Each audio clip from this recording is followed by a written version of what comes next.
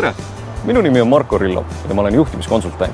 Tele2 on tänasest uuenenud ja lubanud pingutada rohkem klientide nimel. Milles need uuendused seisnevad? Ja milline on pingutuste sisuline pool? Seda lähen uurin nüüd Tele2 juhilt Toomas Tiivelilt ja kutsun teid kaasa endaga Tele2 telgitagustesse.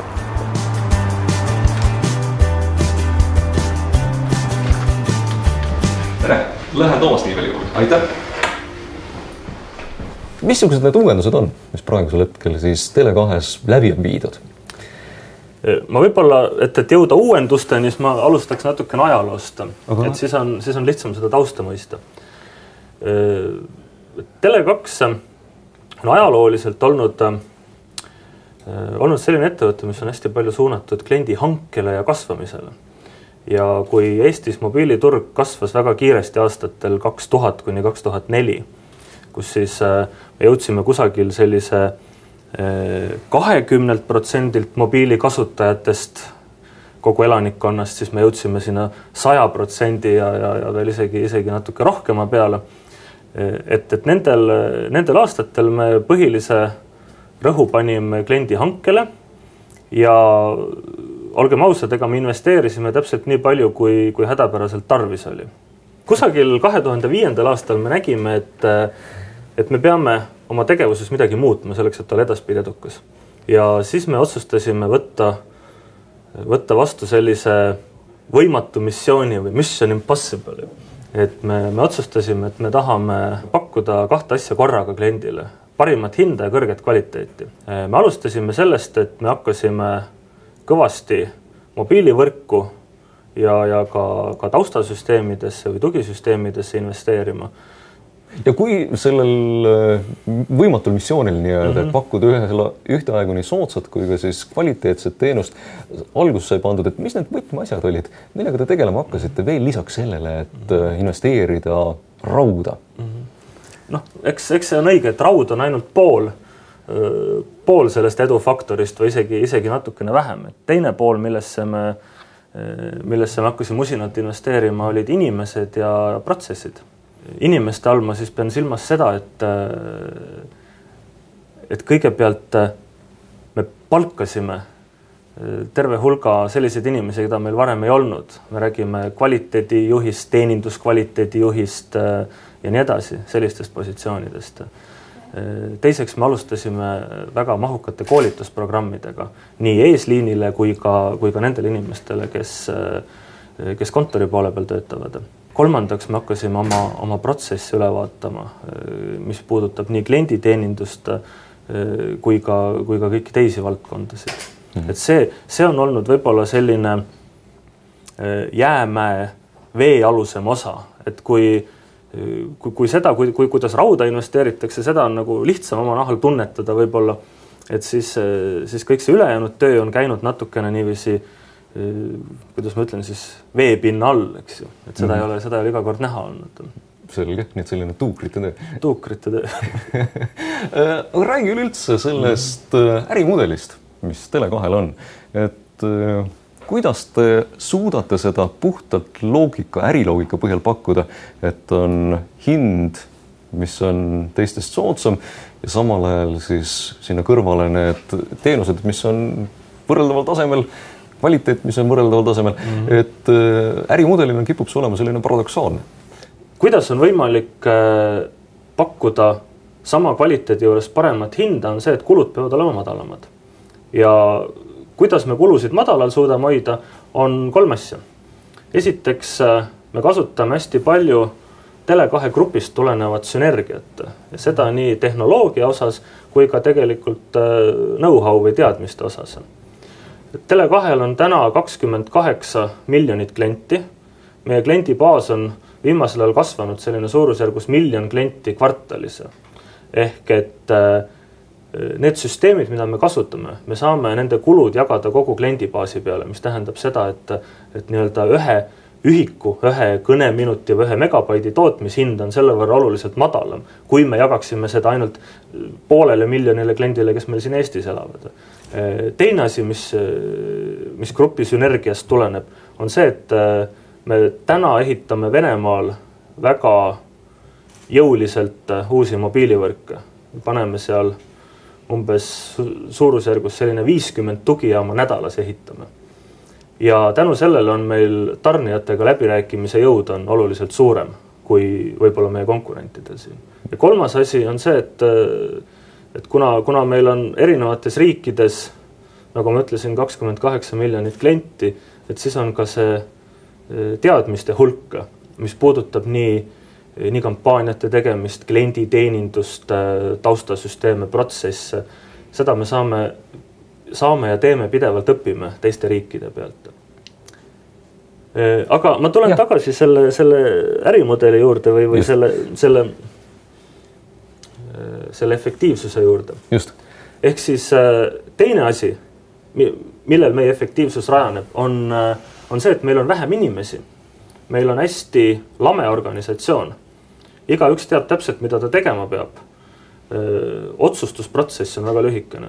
Me ei pea pidama pikki koosolekuid selleks, et otsustada mingisuguse uue toote või uue hinnaplaani toomise üle.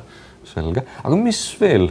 Et vähem inimesi, grupisünergia, millest see efektiivsus veel koosneb? Ja kolmas osa sellest efektiivsusest on, või võiks võtta kokku sõnadega uus tehnoloogia või kõige uuem tehnoloogia. Et teatavasti, mida uuem on tehnoloogia, seda efektiivsem ta on, seda väiksemate kuludega suudab ta teha rohkem operatsioone. Et kui võtta näiteks lauaarvuti, mis on valmistatud 5 aastat tagasi ja võtta täna valmistatud lauaarvuti, siis nende tehniline jõudlus on totaalselt erinev. Samas nende hind on sisuliselt sama. Ehk et me kasutame ja investeerime ainult kõige uuemasse tehnoloogiasse, et me ilmtingimata ei sea endale eesmärgiks tulla esimesena mingisuguse asjaga turule. Sellepärast, et esimesena tulles on alati see, et see tehnoloogia on kallis, tal on mingisugused nii-öelda laste haigused küljes veel ja lõppkokkuvõttes ja ta tuleb mingisuguse aja pärast välja vahetada, kui selleks ajaks võib-olla veel ei olegi tekkinud märkimisväärset kliendibaasi sinna taha. Enamasti identiteet on sellise pealispinna muutmine, et miks te seda teete? Me teeme seda tegelikult sellisel lihtsal põhjusel, et nagu ma ütlesin, et me oleme siin taustasüsteemidega juba teinud viimased 5 aastat väga kõvasti tööd. Võrku investeerinud inimestesse, protsessidesse, koolitustesse. Aga mis on selline, kas just paradoksaalne olukord, aga mis inimeste peades eksisteerib, on see, et tavaliselt arvatakse, et hind ja kvaliteet on nagu sellised 11 välistavad tegurid või odav hind ja kvaliteet. Ja mida me nüüd oleme teinud, et kui me usume, et meie sellised, et meie kodu on korras ja meie sahtlid on korras ja taustasüsteemid on kõik paigas, et siis me natukene peame oma seda pakendit või seda väljanägemist ka samamoodi uuendama. Et lõhkuda seda arusaama, et soodne hind ei saa olla väga kõrge kvaliteediga. Ja mida me siis teeme? Me oleme oma sellist keerulise sõnaga korporatiivset identiteeti muutmas, mis tähendab siis seda, et me muudame oma reklaamikontseptsioone, me muudame seda, kuidas me siis välja näeme igasugustes turundus- ja kliendimaterjalides, aga me muudame ka oma veebilehekülge ja mitte ainult seda välimust, vaid eelkõige just ka kasutusmugavust ja sellist kasutajasõbralikkust. Me võtame käiku täiesti uue veebipoe, mis ma julgen öelda on meie sektoris vähemalt Eesti kõige parem ja moodsam. Me uuendame oma jaeketti, oma kauplusi. Alustame 2 kauplusest Tallinnas, Rocca al Mare ja Ülemiste keskuses, aga me läheme riburadapidi siis kõikidesse teistesse kauplustesse edasi. Samamoodi see kontseptsioon, mida klient näeb, kui ta sinna kauplusesse tuleb, see on Eestis midagi täiesti uut, sellist asja varem ei ole nähtud. Mis see siis on? Mis see uus on seal kauplustes? Esiteks, ta näeb välja väga äge, seda ma võin garanteerida. Aga teiseks, ülesehitus on, kui siiamaani mobiilipoed on üles ehitatud nii-öelda telefonide keskselt, et kui te lähete poodi, siis te näete seal, et seal on vitriinkapid, kus on sees telefonid ja siis on teenindajad. Et siis meie oleme üles ehitanud seda poodi nii-öelda teenuste keskselt. Et meil võib nii-öelda ka teenuseid, mis on kõneaeg või megabaidid või SMS-id, mis on nagu sellised natuke virtuaalsed asjad, et meil saab neid sõna otseses mõttes poes käega katsuda. Ja see peaks tegema kliendile valiku oluliselt lihtsamaks, kui ta näeb nii-öelda seina peale välja pandult ka kõiki meie teenuseid, mitte ainult telefone. Et loomulikult ka telefonidel on oma väga auväärne koht seal poes ja mitte ainult telefonidel, sülearvutitel, lisaseadmetel, kõigel sellel, aga et meil on ka nagu teenused on füüsiliselt poes näha. Okay. Kas midagi on sellist ka, et enamasti eestlased kõik teavad Tele2, kõik teavad reklaame, missuguseid teete, te olete pidevalt pildil igas mõttes, nii meedias me kusjuures kulutame, siin on võib-olla veel üks näide efektiivsusele, et me tegelikult kulutame reklaamidele oluliselt vähem raha kui meie konkurendid. Kui vaadata meedia monitooringut, siis me üldse nagu meediamahtudes ei domineeri. Samas kui vaadata uuringuid reklaamide märgatavuse ja reklaamide meeldivuse kohta, siis need on oluliselt kõrgemad.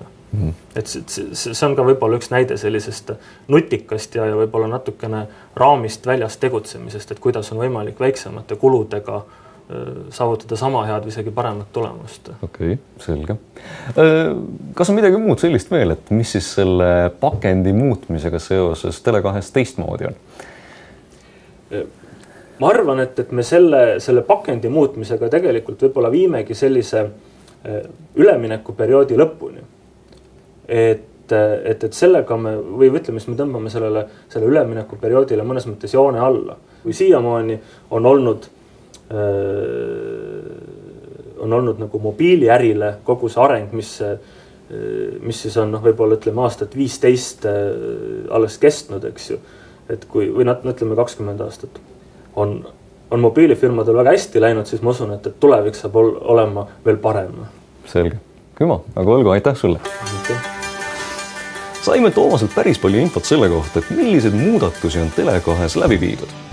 Kõike seda tahaks ju aga oma silmaga näha, mistõttu järgmises telgitagustuses läheme vaatame, et kuidas on lood levikvaliteediga.